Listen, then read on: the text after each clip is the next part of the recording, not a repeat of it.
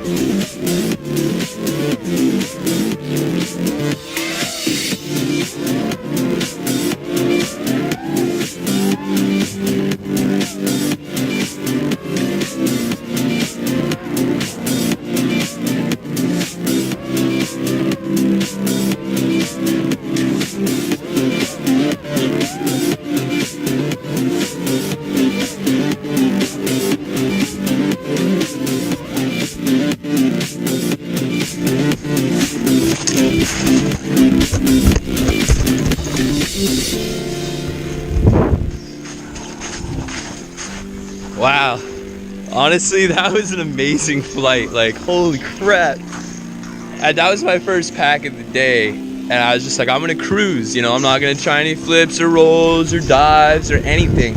I just want to cruise in the woods. And honestly, my heart was pounding harder doing that than any flying I've done in the past, all winter, honestly, all winter. I haven't done much flying this winter, but that was amazing. Oh my God. I love FPV.